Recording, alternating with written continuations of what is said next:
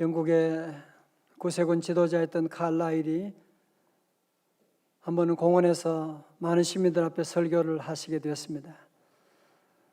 그는 뜨겁게 예수님이 다시 살아나셨습니다. 그렇게 설교하니까 그 가운데 한 똘똘한 청년이 설교 중에 손을 들고 예수님 다시 살아난 거 어떻게 알아요? 그러는 거예요. 그때 설교자가 말합니다. 예, 저는 압니다. 왜냐하면 저는 오늘 아침에 부활하신 주님을 30분간 만나고 왔거든요. 여러분 가운데 기도 생활 하시는 분, 여러분도 부활의 주님 만난 것입니다. 오늘 부활의 주님 이 자리에 우리와 우리 귀한 가정 가운데 함께 하시는 줄로 믿습니다. 그리스도인 교회 성도들은 만나면 그렇게 인사를 했대요. 우리 예수님께서 부활하셨습니다. 그러면 상대편에서는 진실로 부활하셨습니다. 그런데 저도 한번 해보겠어요. 우리 예수님 부활하셨습니다. 할렐루야. 여러분 잘 아시는 해밍웨이의 명작 노인과 바다에 보면 주인공 산티아고는 먼 바다에 나가서 무려 84일간의 몸부림 끝에 청새치라고 하는 길이 5.5m, 무게가 700kg나 되는 커다란 물고기를 잡게 됩니다. 배보다 훨씬 더 큰 물고기를 잡은 거예요. 사흘 동안 사투 끝에 그 물고기를 잡아서 항구로 돌아올 때 그 마음, 그 기분이 어떻겠어요? 너무너무 신이 나서 돌아와서 항구에 돌아와서 보니까 이 물고기가 뼈만 앙상하게 남게 된 거예요. 왜냐하면 피의 냄새를 맡은 상어떼들이 따라와서 다 먹어버리고 말게 되었던 것이거든요.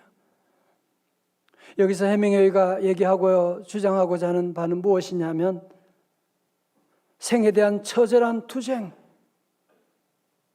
또 그것보다 더 무서운 인간의 허무에 대한 얘기를 하고 있는 것이 아니겠습니까? 오늘 우리가 본문에 읽었던 베드로와 다른 제자들의 처지가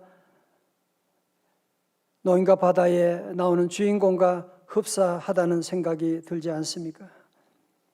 여러분, 자, 오늘 본문의 말씀의 배경을 보게 되면 베드로는 예루살렘에서 무려 2번씩이나 부활의 주님을 만났어요. 그런데도 부활의 주님 믿어지지 않았어요. 아니, 어쩌면 믿고 싶지 않았어요. 왜? 주님 십자가 달리시기 전에 자기가 잘못한 것을 아니까 부활의 주님 무시하고 싶었어요. 그리고 부활의 주님 믿어봤자 무슨 떡이 생기는 것도 아니고, 우리 그러면 가족들 생계는 누가 책임지고 나의 미래는 어떻게 한단 말이야. 그러면서 그런 생각하기를 송충은 솔잎을 먹고 자라야 된다고 하는데, 그러면 나는 물고기잖아, 잡으러 가야 되겠다. 그러면서 그는 다시 고향인 디베라 호수, 다른 말 갈릴리 바다로 돌아가게 된 것입니다. 자기가 주어진 사명도 다 포기하고 디베라 호숫가로 돌아가게 되었는데 3절에 보니까 시몬 베드로가 다른 제자들 앞에서 먼저 나는 물고기 잡으러 가야 되겠다고 그렇게 말하니까 다른 제자들도 나도 미투 그러면서 다 따라 나서게 된 거예요. 그러니까 3년 만에 다시 디베라 호숫가의 어부의 모습으로 돌아오게 된 것입니다. 함께했던 제자들의 숫자가 7명이었어요. 저들 다 어부 출신이고 전문가들이고 힘을 합해서 합력하여 밤새도록 물고기를 잡는데 웬걸 아무리 노력해도 텅 빈 빈배밖에 없는. 그때 예수님께서 5절에서 예수께서 이르시되 얘들아 children이라고 해요. 너희에게 고기가 있느냐 대답하되 없나이다. 여러분, 그때 저들의 마음이 얼마나 아프고 우리는 잡은 것이 아무것도 없습니다.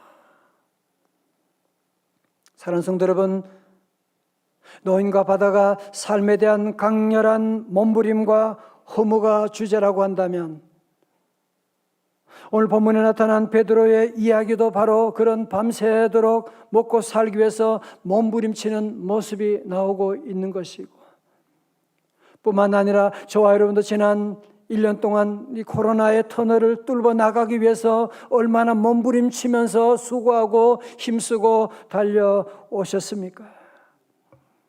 정말 때로는 피곤하고 지친 몸을 가지고 그래도 이번에는 대박이 되겠지, 이번에 이 사람 만나면 좋은 일이 생기지 않을까, 여기 갔다 저기 갔다 이 사람 만나고 저 사람 만나면서 빈 그물을 던졌다가 다시 올렸다가 다시 던졌다가 다시 올렸다가를 반복하는 삶이지 않으셨습니까? 노인과 바다에서 산디아고가 굉장히 큰 물고기를 잡아서 너무너무 신이 나는데 한국에 돌아와 보니 뼈만 앙상한 것처럼, 때로 우리의 생도 평생 내가 얼마나 수고하고 애쓰고 그렇게 모으고 수고한 것 같은데 돌아보면 빈배밖에 없다는 생각을 할 때가 있지 않습니까? 그러나 성도 여러분, 노인과 바다의 주인공과 베드로와 다른 제자들의 큰 차이점이 있습니다. 노인과 바다에서는 앙상한 물고기만 보고 저들은 좌절하고 절망할 수밖에 없지만, 빈배 가운데 있는 베드로와 제자들 가운데 어떤 한 분이 찾아오셨습니다. 그분이 바로 부활의 주님 예수 그리스도신 줄로 믿습니다. 여러분, 이제 이 부활의 주님이 세 번째, 어쩌면 제자들은 부활을 무시하고 그냥 지나쳐 버리고 싶어 하는데 주님은 저들을 포기하지 아니하시고 다시 세 번째 저들을 찾아오시게 되는, 밤새도록 고기 잡았는데 잡은 게 없느냐? 없습니다. 그때로 주님께서 6절의 말씀 가운데서 그물을 배의 오른편에 던지라, 그리하면 잡으리라. 그때 제자들이 당신이 뭘 안다고? 우리가 밤새도록 얼마나 수고했는데 한 마리도 못 잡았는데 무슨 소리 하는 거냐고 그렇게 따지지 않고 그분의 말씀에 순종해서 저들은 배의 오른편에 그물을 던졌더니만 어디서 왔든지 물고기들이 다 몰려가지고 할렐루야 할렐루야 퍼덕거리면서 그 물 안으로 다 들어가게 되었던 것 아닙니까? 이것은 마치 3년 전에 디베라 호숫가에서 베드로가 처음 예수님을 만났을 때 기억하세요? 빈배 가운데 주님이 찾아오셔서 만선을 이루게 된 그때 이 일을 다시 회상할 수밖에 없지 않았겠습니까? 이때 잡힌 물고기가 몇 마리였느냐 11절에서 친절하게 설명하고 있는데 다 같이 한번 읽어봐요. 11절입니다. 시작. 시몬 베드로가 올라가서 153마리라 이같이 많으나 그물이 찢어지지 아니하였더라. 아멘. 두 번 줄쳐봐요. 그물이 찢어지지 아니하니라. 노인과 바다 산디아고는 큰 물고기를 잡았지만 마지막에 보니 그물이 찢어져 버린 거예요. 그러나 주님의 말씀에 순종하고 살아가면 그렇게 대단한 것을 번 건 아니지만 돌아보면 그물이 찢어지지 않아. 그리고 저들이 함께 그물을 던져서 잡은 고기가 몇 마리라고요? 153마리. 여러분 153 하면 생각나는 제품이 있지 않습니까? 예, 모나미 볼펜 153 그렇습니다. 1962년에 다 잉크 찍어서 글 쓰고 그런 때였는데 어느 교회 장로님 송삼석 사장님이 회사 부도의 위기를 맞이해서 내 인생을 이제 다 끝내는 것보다는 마지막으로 내가 기도원에 가서 하나님께 기도하고, 그러면서 기도원에 가서 하나님께 기도하는데 왜 그렇게 눈물이 많이 나오는지, 돌아보니 바쁘다는 핑계로 예배를 소홀히 했던 죄가 있고, 하나님이 하는 재물을 줬지만 11조 하지 않을 때가 많았고, 분주하다는 핑계 가운데 기도 생활하지 않을 때가 너무 많았구나 생각하니 그냥 눈물이 그냥 하염없이 없이 흘러나오는 거예요. 그리고 그날 저녁에 예배 가운데 주신 말씀이 바로 요한복음 21장 오늘 본문의 말씀이었어요. 빈배 베드로 절망 가운데 있는, 마치 자기 얘기 같아. 자기도 빈배인데 지금. 그러나 부활의 주님이 오셔서 물고기를 잡았는데 153마리나 잡게 되었다라고 하는 말씀을 보면서, 그래 바로 이 말씀이야. 아멘. 이 말씀을 레마로 나의 말씀으로 받아들이고, 그러면서 그분이 볼펜 이름을 짓는데, 그래 모나미 153이다. 모나미라고 하는 것, 모나미가 불어로 모나미, 나의 친구라는 뜻이잖아요. 나의 친구 예수님을 얘기하는 것이고, 153은 바로 베드로가 물고기 잡았던 153마리를 상징하는 것이거든요. 사랑하는 성도 여러분, 우리가 살아보지만 세상이 주는 복은 찔끔찔끔 주는 거예요. 죽어도 말이 너무 많아. 그러나 우리가 믿음으로 하나님께 순종하고 믿음으로 살아가게 되면 하나님이 주시는 복은 늘 풍성한 복을 주시는 거야. 넘치는 복을 주시게 되는. 요한복음 10장 10절에 도둑이 오는 것은 도둑질하고 죽이고 멸망시키려는 것뿐이요, 다 같이요, 내가 온 것은 양으로 생명을 얻게 하고 어떻게 해요? 더 풍성히 얻게 하려는 것이라. 할렐루야. 오늘 예배 가운데도 우리 성도들 여러분들도 이 말씀을 들으면서 레마로 하나님 내게 주신 말씀입니다, 믿음으로 받아들임을 말미암아 여러분의 빈 배에도 153의 놀라운 기적이 임하시기를 주님의 이름으로 축원합니다. 여러분, 이때 이제 배 타고 있던 함께했던 제자 가운데 영적인 센스가 있는 요한이, 저분이 주님이셔. 그러니까 말은 요한이 했는데 행동파 누구? 베드로. 베드로가 그 말을 듣고 얼른 겉옷을 입고 물에 그냥 첨벙 뛰어 들어갔어요. 그러면 그는 정신없이 거의 한 90m 되는 거리를 헤엄쳐가지고 주님께로 달려가게 됐고, 다른 제자들은 배를 끌고서, 그물을 끌고서 배를 타고 예수님께 오게 되었던 것입니다. 그런데 놀라운 일이 있습니다. 요한복음 21장 9절의 말씀이에요. 육지에 올라보니 숯불이 있는데 그 위에 생선이 놓였고 떡도 있더라. 제자들이 육지에 올라와서 보니까 부활의 주님이 숯불을 피워놓고 거기에 생선을 굽고 있는 생선 바베큐를 지금 하고 계신 거야. 그리고 떡도 준비하시고,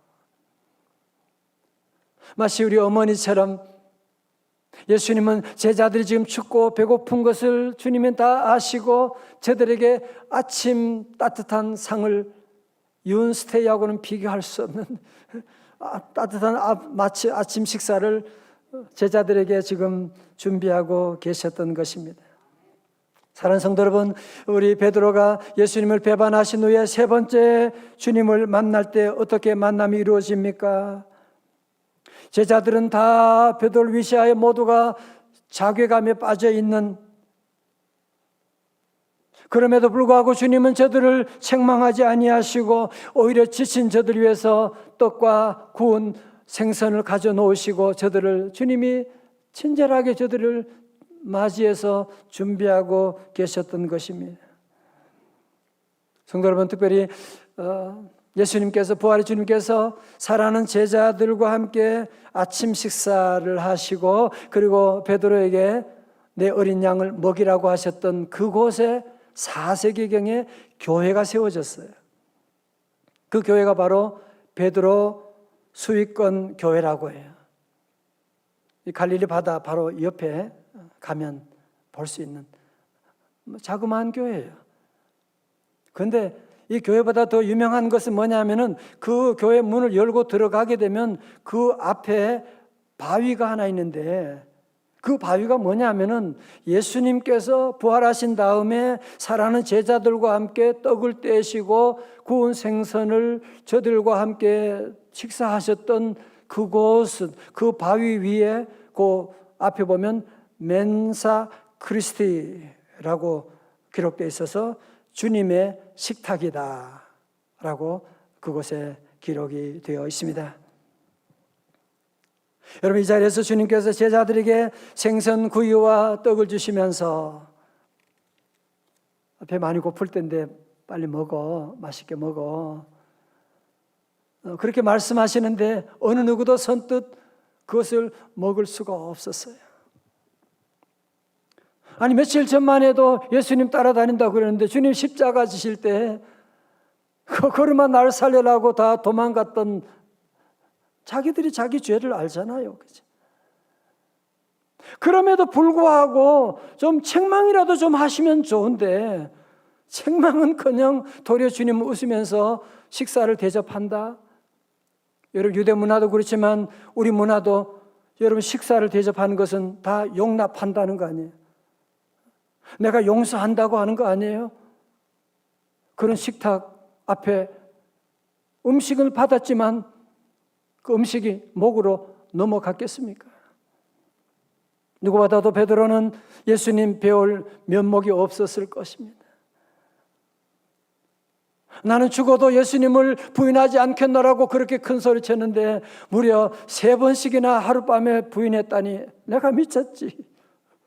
내가 어떻게 그런 짓을 했는지. 부활의 주님을 다시 만나고 나니 쥐구멍이라도 있으면 들어가고 싶은 그런 마음이 있지 않았겠습니까?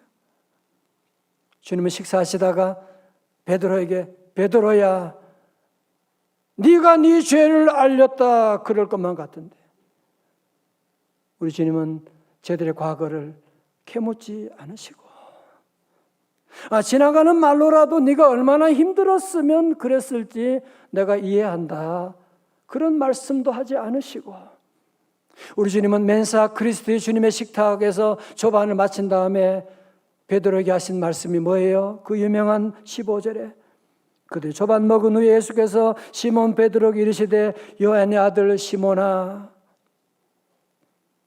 아니, 그동안 베드로 그러더니만 왜 갑자기 요한의 아들 시몬? 3년 전에 베드로 시몬을 처음 만났을 때 그의 이름이 바로 요한의 아들 시몬이었는데 왜 주님은 다시 옛날 이름을 들먹거리는 것일까요? 너는 반석이라고 하는 베드로 자격이 없어서가 아니라 우리 주님은 다시 너의 처음 만났던 원점으로 돌아가서 과거를 다 지우고 다시 함께 출발하자, 그런 강력한 메시지가 있는 것 아니겠습니까? 그리고 주님께서 말씀하십니다. 네가 나를, 이 사람들보다 나를 더 사랑하느냐? Do you love me? 내 어린 양을 먹이라. 여러분, 왜 뚱딴지같이 네가 나를 사랑하느냐 왜 물어보시는 걸까요? 베드로의 무슨 사랑 고백을 듣고 싶어서 그랬나요? 아니요.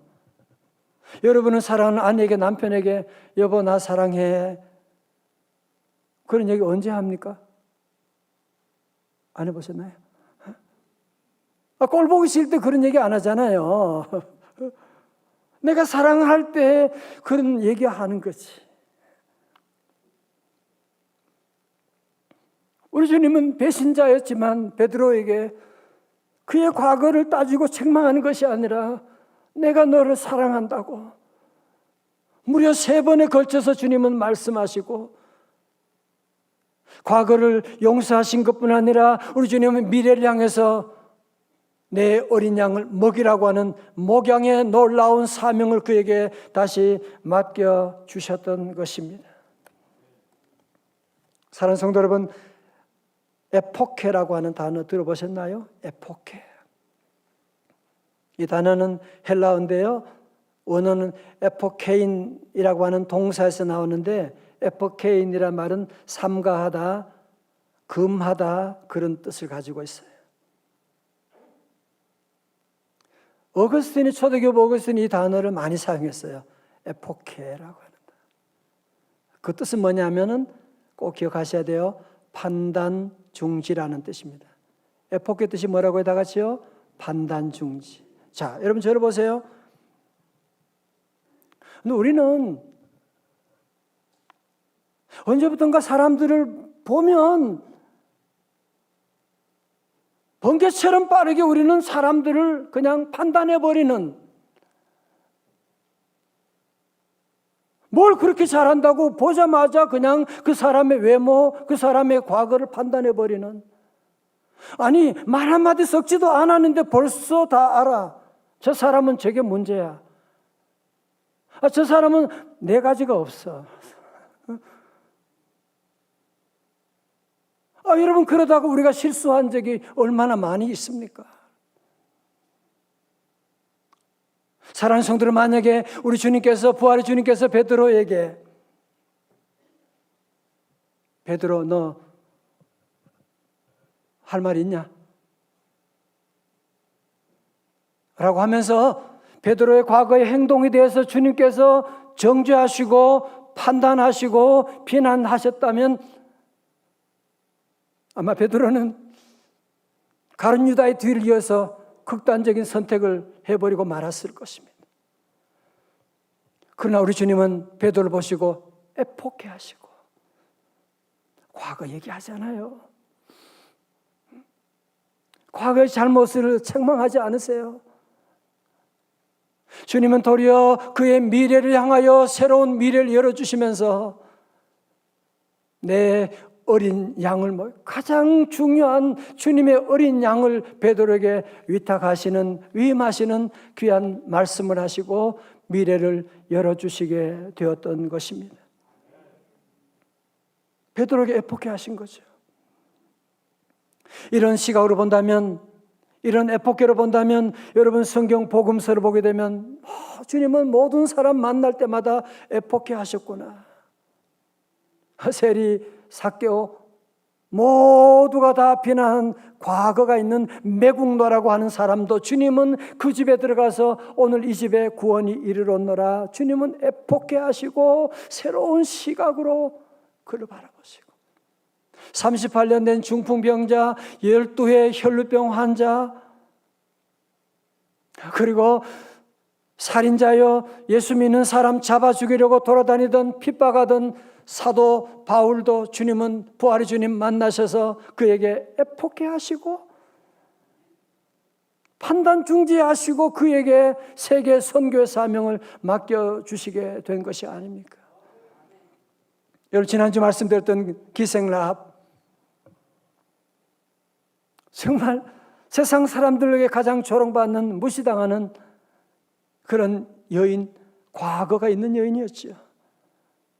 그럼에도 불구하고 그는 예수 그리스도의 보혈의 피로 붉은 줄을 내리게 되니까 그때부터 우리 주님은 애폭해 하시고 판단 중지하시고 그의 가정에 놀라운 구원의 은총을 베풀어 주시고 그녀의 이름을 예수님 왕의 족보에다가 올려가는 놀라운 축복을 받게 된 것이거든요.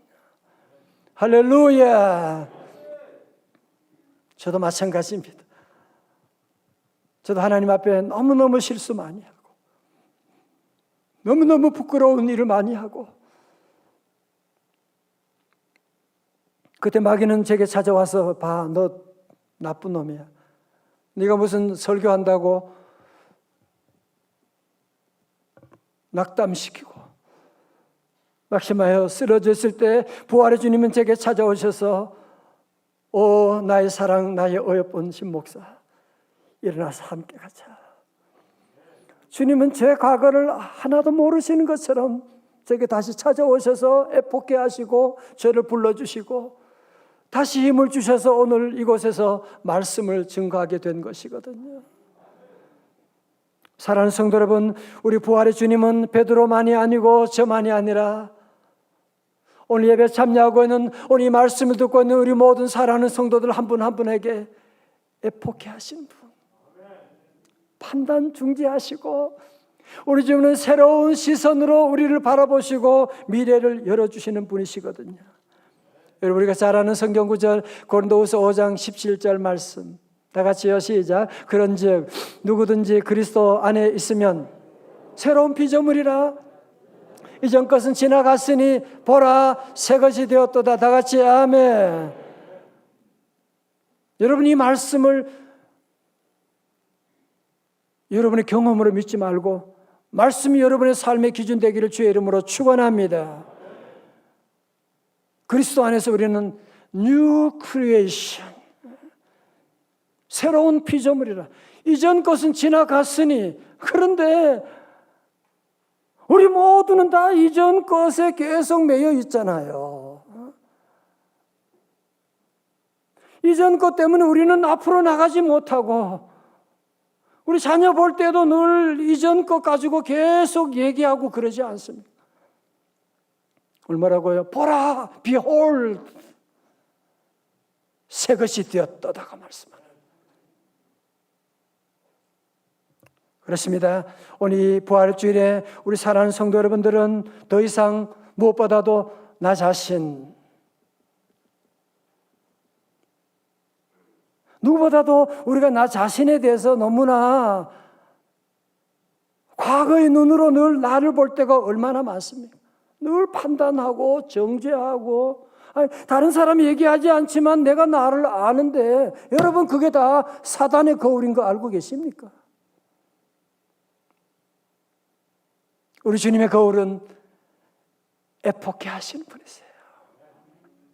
판단 중재하시고, 주님은 여러분의 과거를 다 잊어버리고 다 모르시나 봐. 오늘 부활절 이후로 새로운 삶을 우리에게 열어주시거든요. 그러므로 부활주일에 우리 주님의 애폭회를 받은 우리 성도들은 우리 사랑하는 가족들에게도, 여러분의 친지들에게도, 이번 주부터 만나는 모든 사람들에게도 애폭회를 반사 실천할 수 있기를 주님의 이름으로 축원합니다.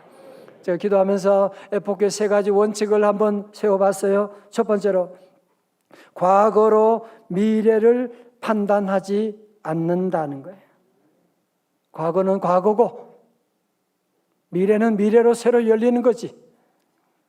두 번째로, 겉모습으로, 외모로 내면을 판단하지 않는다. 난 딱 보면 알아. 제일 나쁜 말이야. 알긴 뭘 한다고 그렇게 함부로 판단하세요?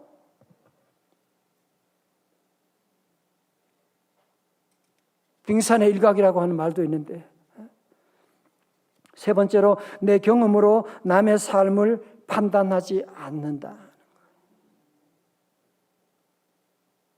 만 명이면 만 명, 사람마다 각자의 삶이 있는 거예요. 지구상의 모든 사람이 지문이 다 다르다고 하잖아요. 여러분, 내 경험으로 함부로 여러분이 판단하면 그게 바로 사단의 종로로 타는 것을 여러분이 아셔야 됩니다. 사랑하는 성도 여러분, 그런데 오늘날 우리 대한민국을 한마디로 정의하면 정죄와 비난과 저주가 난무하는, 입만 열면 막말을 함부로 쏟아버리는 이런 시대 가운데 살아가고 있는데, 적어도 부활신앙을 가진 부활의 주님 만난 우리만이라도 이제는 여러분이 애폭해하고 새로운 에포케 문화를 여러분이 만들어 가서 함부로 판단하지 말고. 성도 여러분, 여러분 자녀를 잘 키우고 싶으세요? 여러분 에포케만 하면 자녀들 미래가 환하게 열립니다. 그런데 우리는 자꾸 과거의 눈을 가지고 저놈이 공부 못했는데, 실수 많았는데 그 과거의 눈을 가지고 계속 아이들을 보니까 미래가 열리지 않는 것 아닙니까? 오늘 여러분 아침에도 보셨지만 우리 고양시 풍동에 이렇게 아름다운 이 벚꽃 개나리 이렇게 피어나는 아름다운, 이렇게 아름다운 거 본 적 있어요? 없어요? 없잖아, 그죠? 주관적으로 그렇다는 거예요. 여러분 이 꽃을 볼 때마다 우리 성도들은 뭘 생각하는 거예요? 여러분, 나무가 지난 겨울에 다 죽어버린, 코로나로 다 끝난 줄 알았는데 봄이 되니까 나무마다 꽃이 피어서 할렐루야, 할렐루야. 우리 주님이 부활을 우리에게 시범적으로 보여주고 있는 것 여러분이 보이지 않습니까? 저는 이번 주간 말씀을 준비하면서 하나님께 눈물로 기도했어요. 하나님, 우리 성도들이 코로나로 말미암아 너무나 긴 터널을 지금 통과하고 모두가 한번 잘 살아보려고 이렇게 몸부림쳐 왔는데 우리 주님 이제 긍휼히 여겨 주시옵시고, 오늘 부활절이 그저 부활절을 행사하는 날이 아니고 하나님 오늘 우리 성도들의 삶의 부활절이 에포케의 날 시작되게 하시고, 그래서 우리 성도들의 모든 가정마다 새로운 전환점, 터닝 포인트가 되게 하여 주옵소서. 에포케만 하면 새로운 미래를 열립니다. 무엇보다 우리 성도들은 여러분 자신을 용서해 주셔야 돼요. 우리도 잘 살아보려고 얼마나 애쓰고 때로 실수하기도 하고 넘어지기도 하고 자녀 잘 키워보고 싶었는데 나도 잘해보고 싶었는데 넘어질 때가 얼마나 많았던 우리들이지만 더 이상 여러분 내 안에 있는 나를 함부로 판단하지 마시고 이제 에포케 판단 중지하시고 부활의 주님의 시선으로 여러분 자신을 안아주시고 사랑해 주시고 격려해 주시고 우리 함께 새로 시작하자. 부활의 주님과 함께 새로운 미래를 열어가지 않으시겠습니까? 성도 우리 조상들은 일본 강점기에서 해방되는 그날 얼마나 좋았을까요? 그죠? 물론 해방된 그날은 하루였지만 해방의 기쁨은 매일매일 자다가도 대한독립 만세를 외치지 않았겠습니까? 그죠? 그러면서 얼마나 눈물 흘리고 그랬겠어요. 그죠? 그 해방의 기쁨이 아직까지도 우리에게 이렇게 오고 있는 것 아니겠습니까? 사랑하는 성도 여러분, 부활절은 과거를 기념하는 날이 아닙니다. 오늘 부활절 행사 끝나고 계란 먹고 내년 부활절까지 또 기다리는 거 아닙니다. 부활절은 현재 진행형입니다. 여러분의 삶 가운데 부활의 역사가 계속되는 줄로 믿습니다. 우리 성도들은 마귀 사탄이 우리에게 늘 와서 판단하고 있는, 여러분 마귀 사탄의 조종에 여러분이 절대로 넘어가면 안 돼요. 에포케. 그리고 우리 모두 부활의 주님과 함께 이제는 형제 자매를 사랑의 눈으로 바라보고, 여러분 과거는 지나갔으니 보라 새 것이 되었도다. 오늘 2021년 부활절이 여러분의 삶에, 여러분의 가정에, 여러분의 사업에, 우리 대한민국의 한국교회에 새로운 터닝 포인트가 되는 에포케의 놀라운 역사가 시작될 수 있기를 주님의 이름으로 축원합니다. 축원합니다. 다 일어나시겠어요? 약한 나로 강하게 하시는 주님, 가난한 나를 부하게 하시는 주님, 눈먼 나를 보게 하시는 주님, 부활의 주님이 계십니다. 함께 찬양하시겠습니다.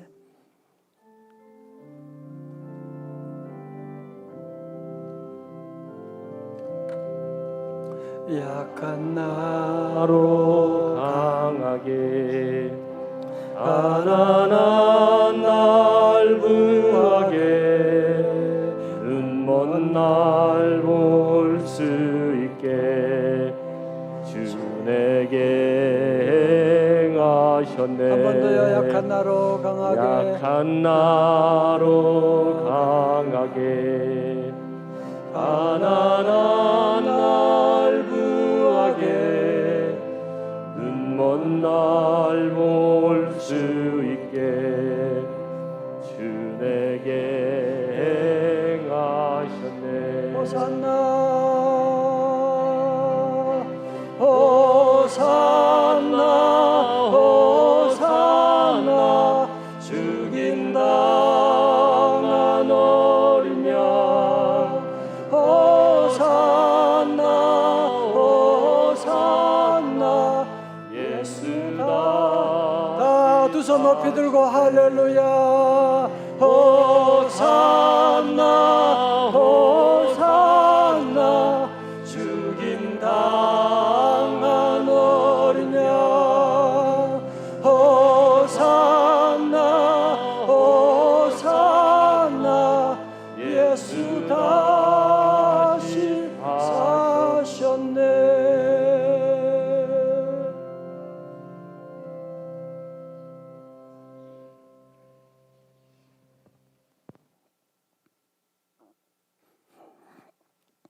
하나님 아버지,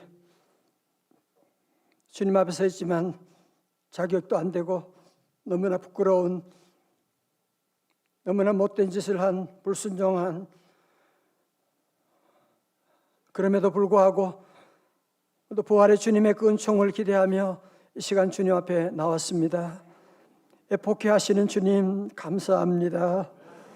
하나님, 이 시간 에포케 부활의 주님 우리 모두 마음에 모시고 더 이상 마귀 사탄의 과거에 판단하는 일에 종노릇하지 말게 하여 주시옵시고, 마귀 사탄의 판단하는 우리의 입술 되지 말게 하여 주옵시고, 오늘 이후로 2021년 부활절이 에포케 부활의 주님과 함께 새롭게 출발하는 새로운 미래가 열리는 우리 성도들, 가정, 기업, 사업, 우리 민족 다 되게 하여 주옵소서. 예수님 이름으로 기도드리옵나이다. 아멘.